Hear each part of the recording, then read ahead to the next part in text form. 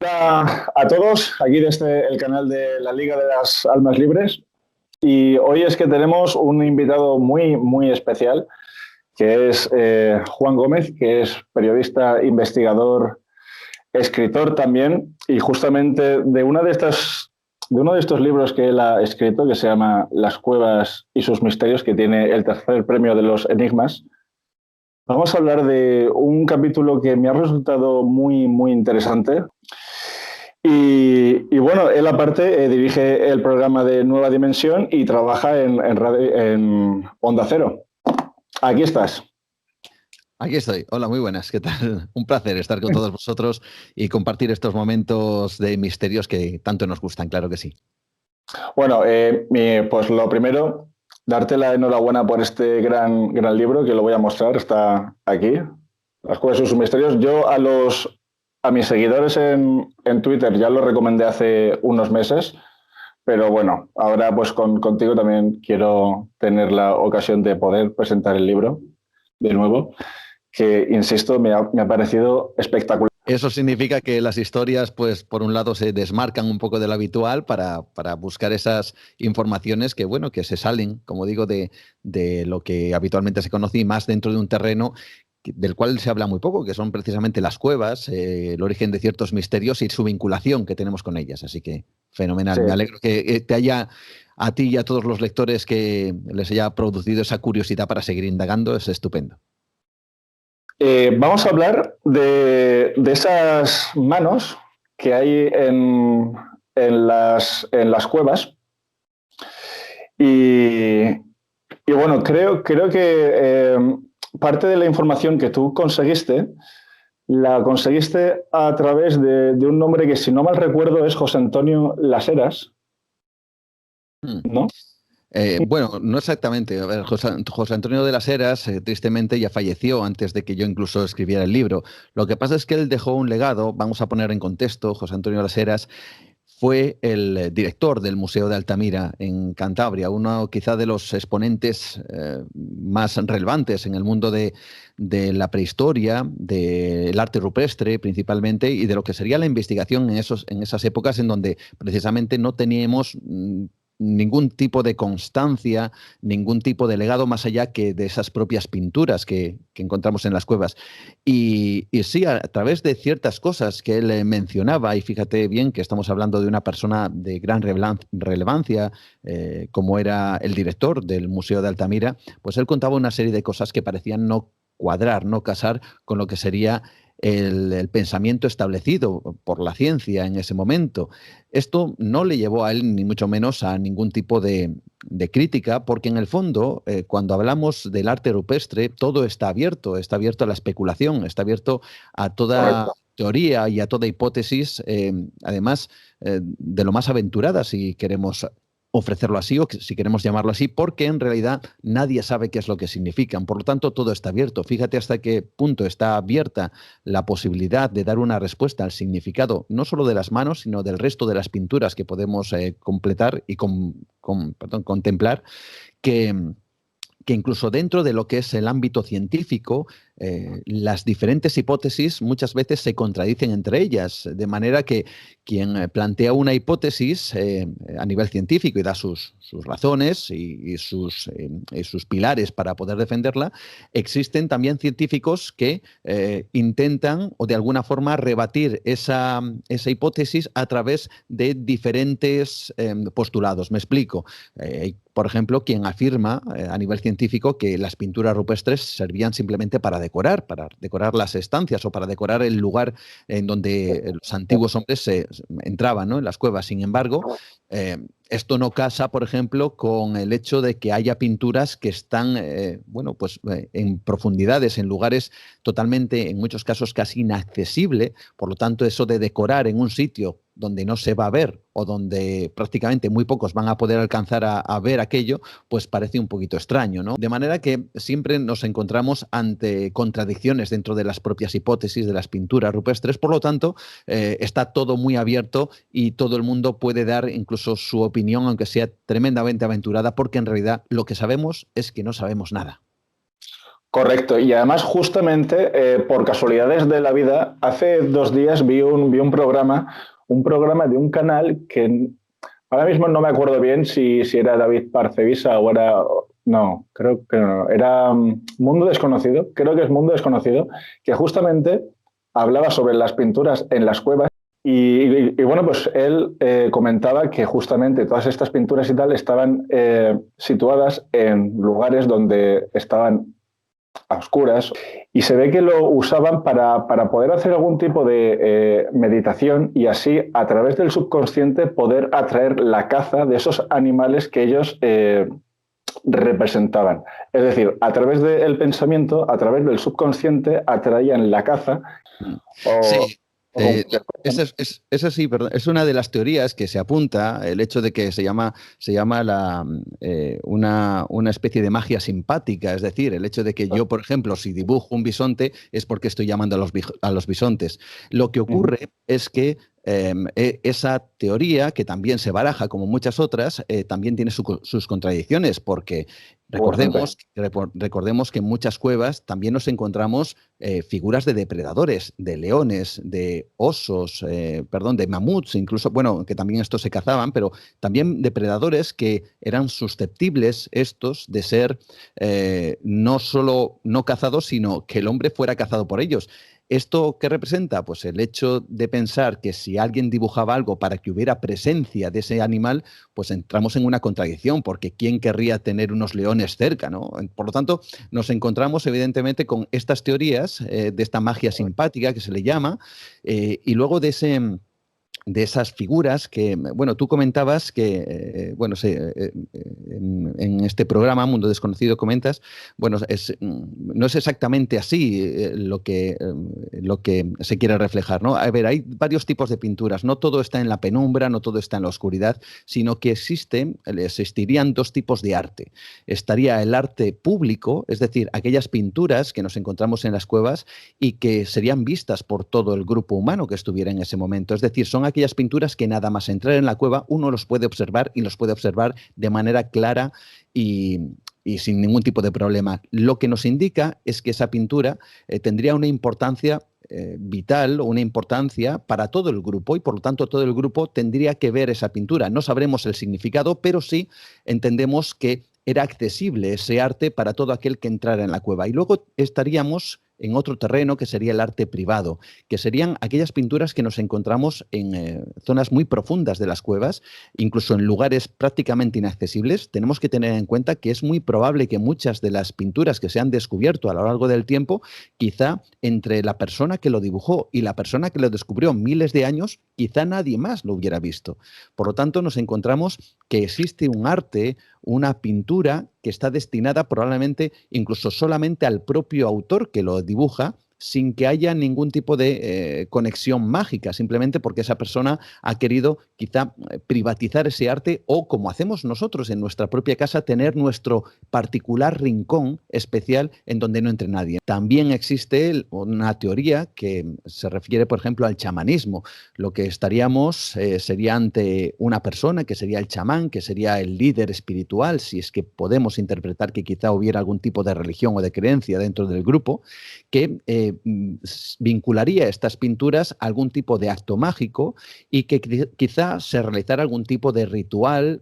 Hay quien especula con la idea de que bajo los efectos de algún tipo de sustancia alucinógena que permitiera a ese chamán hacer ciertos dibujos que es cierto que no entendemos, como por ejemplo las pinturas tectiformes, que son líneas, puntos, rayas, algo que no acabamos de comprender porque existe también en todo esto pinturas que sí podemos comprender, incluso nuestra mente moderna, si ve un bisonte reconoce que es un bisonte. No hay, es decir, la mente de aquel hombre que dibuja el bisonte y la nuestra, pues es la misma porque reconocemos lo mismo. Pero sin embargo existen otras pinturas que solo al parecer entendían aquellas personas y que nosotros ya no entendemos, que son esas pinturas tectiformes, esas rayas, esas líneas, esos puntos o concatenación de puntos o discos extraños que no sabemos qué es lo que quieren significar, pero que están ahí, que desde luego también tendrían algún tipo de relevancia importante porque en algunos casos lo encontramos en lugares prominentemente, vamos a decir que extensos dentro de la cueva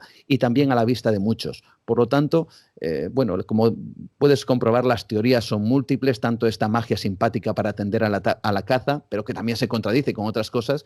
Pues fíjate, hay quien asegura, yo tuve la oportunidad de hablar con Genevieve von Persinger, ella es una paleoantropóloga canadiense, he tenido muchas conversaciones con ella, y ella, por ejemplo, daba otra teoría, y era el hecho de que quizá nos encontráramos ante algún tipo de protolenguaje, algún tipo de jeroglífico, por decirlo de alguna forma, en donde esas pinturas simbolizarían un mensaje, vamos a decir, hablado, pero que estaría escrito a través de figuras zoomórficas, ¿no? ¿Por qué se dice esto? Bueno, pues porque es cierto que si aquellas personas, por ejemplo, quisieran llamar a todo aquello que les daba el alimento, seguramente no solo comían bisontes, seguramente no solo comían ciervos, también comerían peces, también comerían algún tipo de frutas. Tenemos que pensar que eran recolectores también.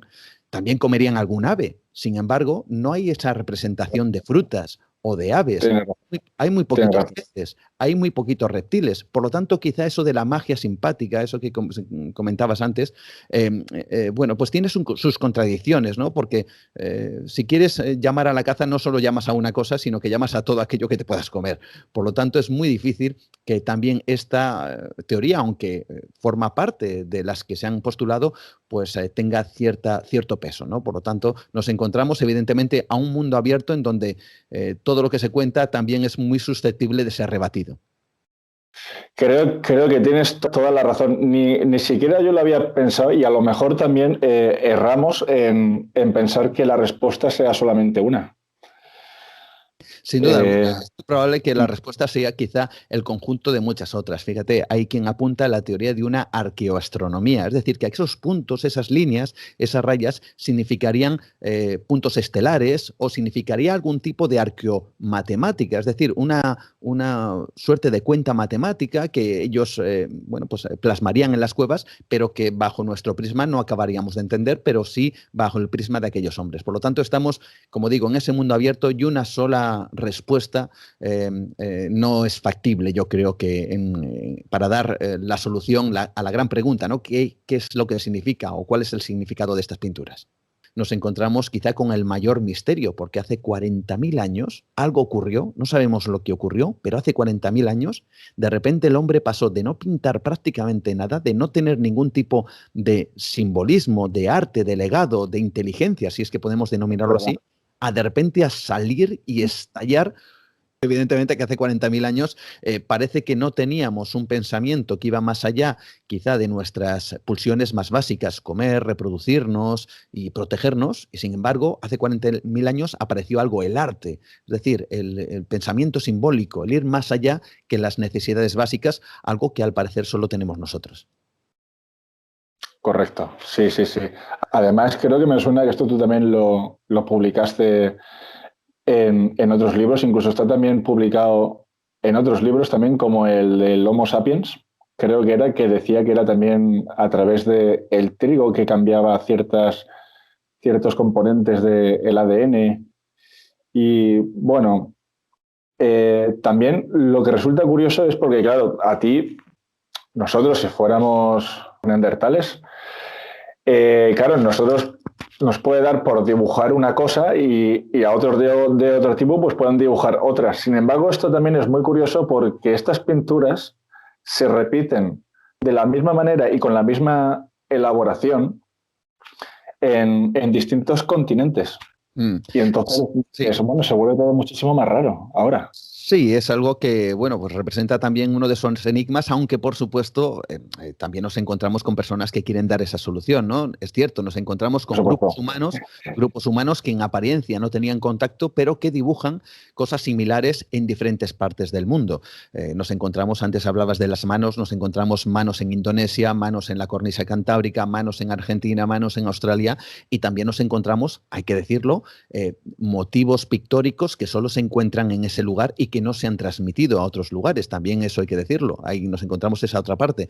¿Cuál es la solución? Evidentemente, aquí de nuevo el tema está abierto. Lo que nos dice la ciencia o lo que dicen los expertos en este ámbito es que en realidad, si hablamos de grupos humanos que iban detrás de la caza, migraban hacia otros puntos y tenemos que pensar que, por ejemplo, en periodos de 1000 o 2000 años, esos grupos humanos sí se movían mucho a través de los diferentes territorios, y que quizá es cierto, hay que pensar que si lo que haces únicamente es viajar de cueva en cueva buscando la caza y buscando los mejores lugares, pues esto durante 1000 o 2000 años pues te va a hacer recorrer muchos kilómetros y muchas zonas, y esto también te va a hacer encontrarte con otras culturas. Quizá de alguna forma se fue transmitiendo al cabo del tiempo, hubo una especie de trasvase de conocimiento entre esos grupos humanos que se iban moviendo. Lo que pasa es que también hay otro lado que nos llega a aventurar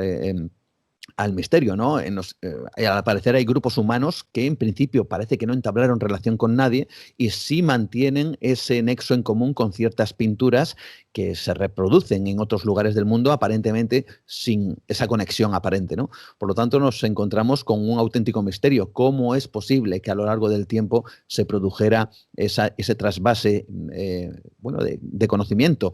Desde luego, hay algo que está claro, y es que si algo se reproduce en un lugar y en otro del mundo, y esto es lo mismo, significa que aquello es lo suficientemente importante, y ojo, y que tuvo que haber algún tipo de puente que comunicara ambos mundos para que estas cosas se reprodujeran. Es muy difícil que se reprodujera al azar, no lo sabemos, todo está abierto, incluso hay quien apunta, evidentemente, incluso la teoría extraterrestre, ¿no? Que vinieron una serie de antiguos dioses, yo también lo comento en el libro, que darían esos conocimientos, como dicen las antiguas civilizaciones, los antiguos mitos, las antiguas leyendas, vienen unos dioses, nos dan una serie de herramientas para seguir adelante, como sería la agricultura, como sería la ganadería, incluso ciertas expresiones artísticas. Por lo tanto, nos encontramos ante uno de esos enigmas, ¿no? ¿Cómo es posible que nos encontremos mismas pinturas en diferentes lugares del mundo y además separados por el tiempo y por el espacio? Bueno, pues ahí está, ¿no?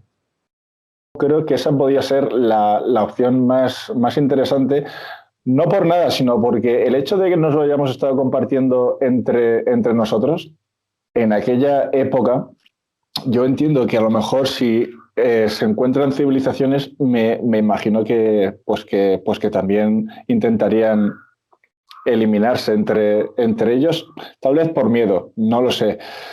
Pero que ya no es que el dibujo sea el mismo, sino que la elaboración, la composición de esas pinturas o de lo que ellos han usado como pintura es lo mismo, que no recuerdo ahora, pero creo que era agua con...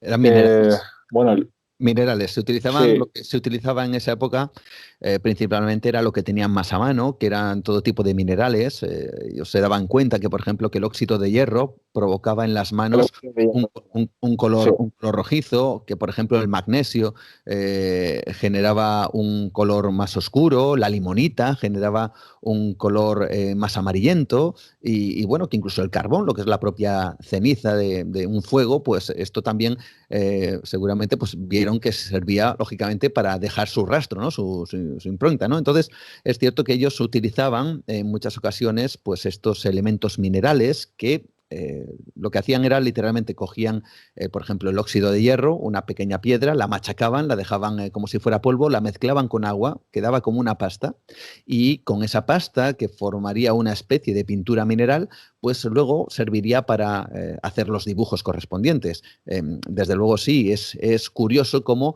esa técnica se empleó en diferentes lugares del mundo, pero también hay que decir que en otras ocasiones lo que pasa es que ya se ha perdido buena parte, se utilizaban también plantas y tintes que vamos a denominarlos naturales, aunque estos con el tiempo se fueron degradando, ¿no? Nos encontramos evidentemente otra vez con lo mismo, cómo es ese trasvase de información en donde esos conocimientos fueron llegando a los diferentes lugares del mundo.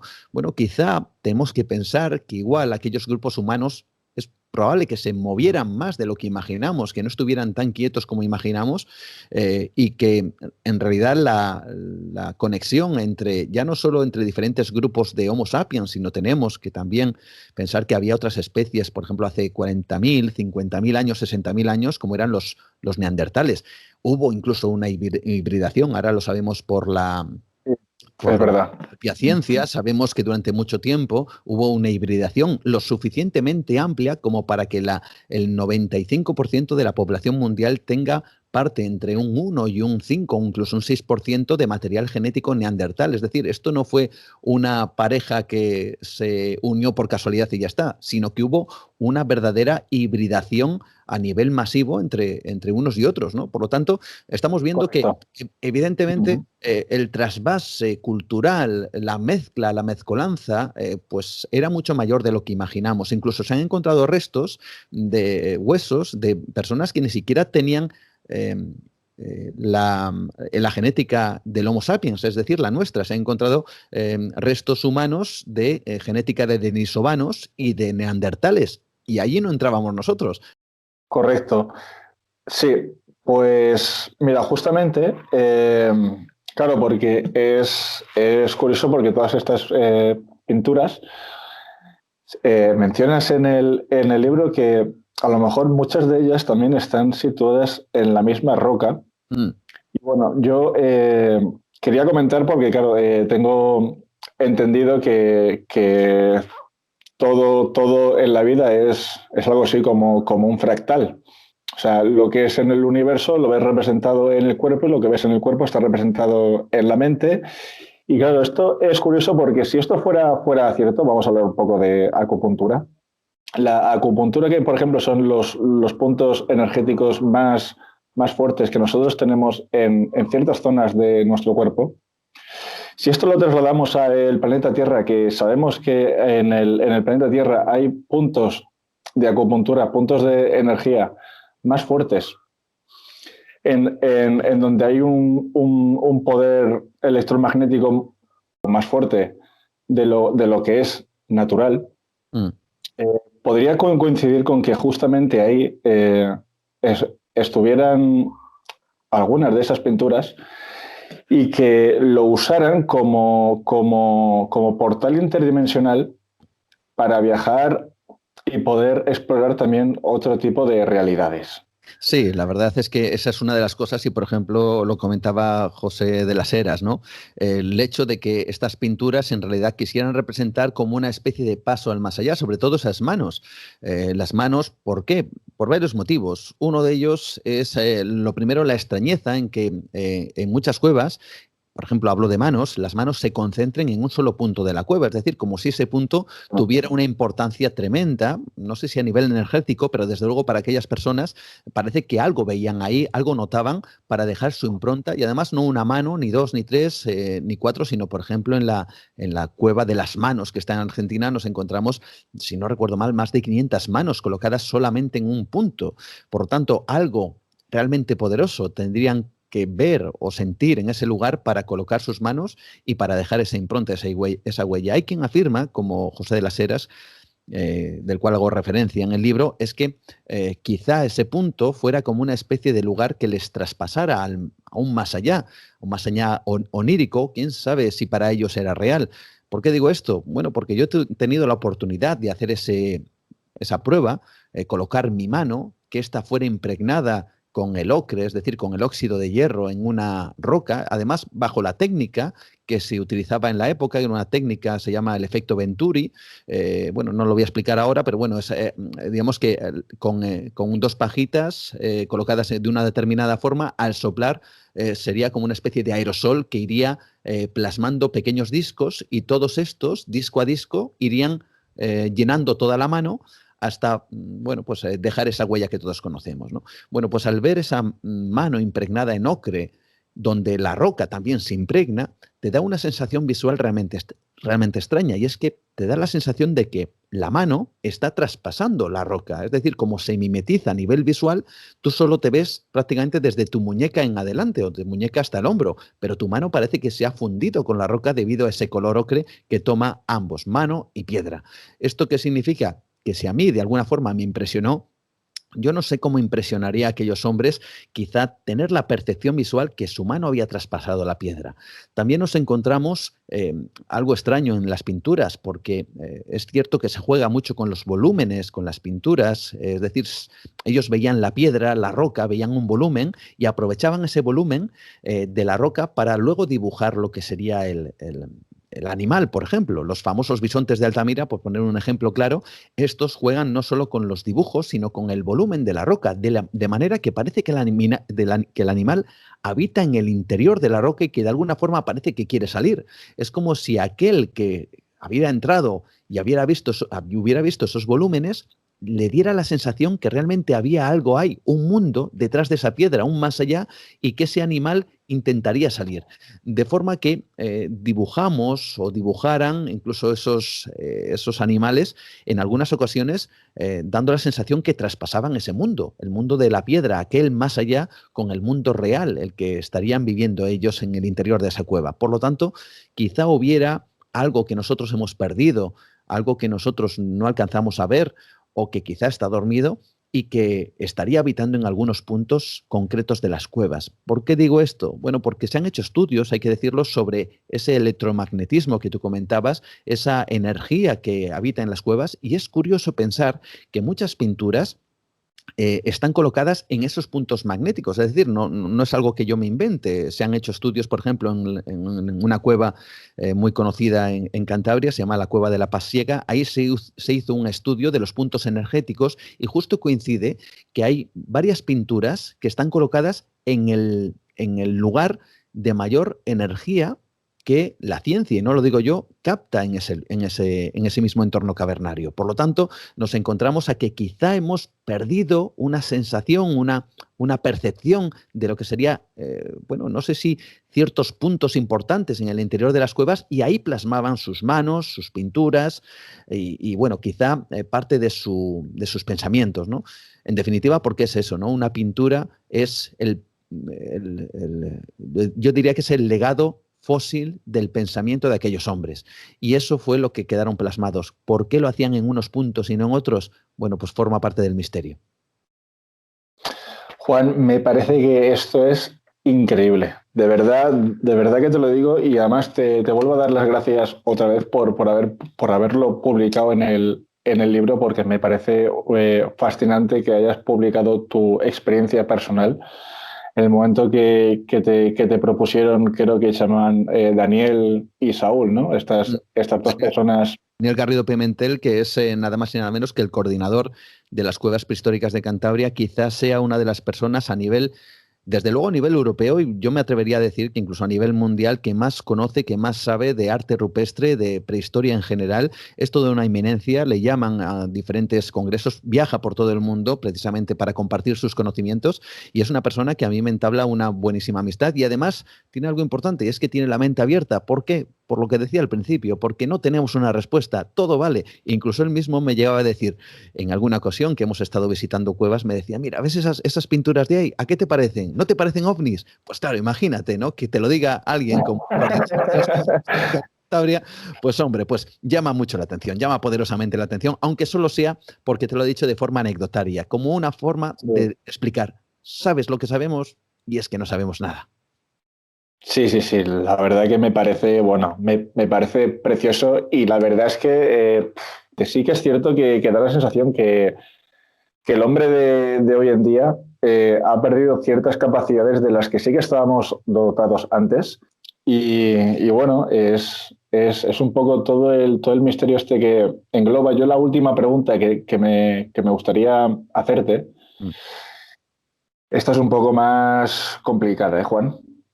Y es que, como tú sabes, muchos de estos portales dimensionales, en el momento que te pones a leer y empiezas a recibir información, ¿no? Siempre dicen que hay que esperar a ciertos momentos del año. Hay a veces que dicen eclipses o alineaciones también. La pregunta que te quería yo hacer era si tú sabías si estas personas podían usarlo de manera habitual o había que esperar a ciertos eventos. Bueno, es un poco complicado porque estamos Sí, en el mundo de la cero. especulación absolutamente. Incluso, bueno, el tema de los portales dimensionales, pues hombre, sabemos que a nivel científico sí existen otras dimensiones. Incluso el propio Carl Sagan, el famoso científico que utilizó esa serie increíble, Cosmos, para divulgar precisamente en el mundo de la ciencia, él había traído al terreno de las tres dimensiones un objeto que pertenecería a la cuarta dimensión, que es un tesseracto, que es un hipercubo, ¿no? Por lo tanto, sabemos que existen otras dimensiones. Ahora bien, el hecho de que nosotros podamos acceder a ella, pues es un poco complicado. Es más complicado. Quizá no somos conscientes de ello. Fíjate, también el propio Carl Sagan decía algo muy interesante y a mí me parece muy curioso, que es que pensemos, por ejemplo, en unos seres que habitan en una línea, es decir, en una sola dimensión. Pensemos, visualicemos un papel y ahí dibujamos una línea recta. Pues ahí hay unos seres que viven en esa dimensión y solo se mueven en una línea, en un largo, por ejemplo. Sin embargo, si movemos y hacemos curvas en esa línea, pues quizá esos seres no sean conscientes que también se están moviendo no solo en un largo, sino en un ancho, es decir, a un lado y hacia el otro. Y si cogemos esa hoja de papel y la doblamos, descubriremos que esa línea también va hacia arriba, por ejemplo. De manera que, pero ese ser que habita en la primera dimensión, pues no es consciente que habita en otras dos más, que se mueven otras dos más, ¿no? Pues lo mismo podría ocurrirnos a nosotros, estar en una tercera dimensión y sin ser conscientes que estamos dentro de otra, como una especie de matrioska, de muñeca de matrioska, en donde cada dimensión se superpondría una con la otra. Bueno, hasta de ahí a pasar a otros portales, pues yo creo que eso va a un mundo y todavía nos queda mucho, ¿no? Es cierto que hay mucha controversia alrededor si existen o no. En cuanto al tema prehistórico, que es quizá lo que nos conviene pensar, es que yo no sé si tenían esa capacidad para ver esas otras dimensiones o, desde luego, eh, parece que a lo largo de la historia sí tenemos ese concepto, incluso en la parte religiosa, creemos en un más allá, creemos que hay un cielo, que hay un infierno, es decir, que hay otras realidades que son invisibles a nosotros, pero que pudieran estar en otros planos, y no es algo que lo diga yo, sino que lo dice la propia religión, ¿no? El cielo, el infierno, incluso un plano intermedio que sería el purgatorio, que no sabremos muy bien dónde está. Pero no solo eso, sino también en otro tipo de Ángeles religión. que aparecen también, sí. Los ángeles que aparecen, este tipo de seres que vivirían en esos otros mundos y que de vez en cuando se aparecerían a nosotros. Es decir, este concepto forma parte de la propia noche de los tiempos en cuanto a las creencias religiosas o a las creencias incluso animistas, ¿no? Se cree que, por ejemplo, ciertas tribus como los masáis, que tuve la oportunidad de estar con ellos en África, ellos creen, por ejemplo, que los árboles, las montañas tienen sus propios dioses y que hay mundos dentro del árbol, ¿no? Como si habitara una especie de ser extraño que es invisible, pero que está ahí. Y si está ahí, estaría habitando en un mundo, pero ¿en qué mundo? Si nosotros no lo podemos ver. Por lo tanto, estaríamos enfrentándonos ante un concepto de una especie de más allá o de otra dimensión que habitaría en la nuestra, ¿no? En definitiva, no lo podemos saber y seguramente aquellos hombres prehistóricos también tendrían esa noción, ese pensamiento o esa creencia que existirían otros lugares, otras dimensiones, otro más allá y que de alguna forma nosotros podríamos acceder. De hecho, el ritual de muerte, el enterramiento, no deja de ser otra cosa, sino que la despedida de aquel ser que ha estado conviviendo con nosotros en este plano para su buen viaje al otro, a ese más allá, que pudiera ser el que cada uno crea que es, pero que en definitiva todos parece que tienen, vamos a decir, que el común pensamiento de que algo existe, más allá de si lo dotamos de cielo o de Valhalla o del Nirvana o de cualquier otro apelativo que le queramos poner, ¿no? Parece que sí hay algo y quizá probablemente estas personas de épocas muy remotas, prehistóricas, que no dejan de ser igual que nosotros, pues tuvieran también cierta percepción de ese mismo concepto. Totalmente. Pues oye, Juan, ha sido un placer y quiero darte las gracias otra vez por haber asistido aquí a nuestro canal. Y oye, que muchas gracias. Me he dado cuenta en esta entrevista que, bueno, yo ya me imaginaba que tú sabías mucho, pero te oigo hablar y me he dado cuenta de que sabes muchísimo más. Ha sido un placer y espero volver a conversar de cualquier otro misterio pronto. Puede Que ser nos lo que delectes aquí con tu presencia. Será un placer, por supuesto. Muchísimas gracias por la invitación y cuando queráis será un placer charlar de estas cosas y compartir pues todos los conocimientos posibles para llegar al mayor público posible, siempre con el mayor rigor y tras la investigación y el estudio, por supuesto, y procurar que estas cosas, bueno, pues sobre todo produzcan curiosidad, ¿no? Es un poco lo que tú comentabas al principio con el libro, es el hecho de leer algo, escuchar a alguien decir algo que te produzca esa curiosidad para que luego tú indagues o intentes buscar algunas claves, ¿no? Lo que comentabas del libro, he visto una serie de notas, he visto una serie de cosas que me han producido una curiosidad tremenda y quiero conocer más, ¿no? Pues que si de alguna forma hemos plantado la semilla en aquellos que nos escuchan para, aunque sea entrar por internet y decir, ¿eso qué dice del hipercubo? ¿Qué es eso del hipercubo? ¿Qué es eso? Bueno, pues, pues podéis buscarlo y seguramente ahí descubriremos, por ejemplo, pues ese otro universo, ¿no? Que tanto nos rodea y que muchas veces parece que interfiere en el nuestro. Pues seguro que a la mayoría, si no a casi todos nuestros oyentes, les habrá parecido súper interesante nuestra noticia y nos vamos a despedir dándoles la esperanza de que vuelvas a aparecer por aquí, que será un placer. Y Juan, desde aquí te deseamos pues lo mejor, que sigas investigando y que nos puedas ayudar a abrir la mente y los ojos también. Por supuesto que sí, será un placer, así que cuando queráis. Muy bien, Juan, pues un saludo y muchas gracias. Un abrazo.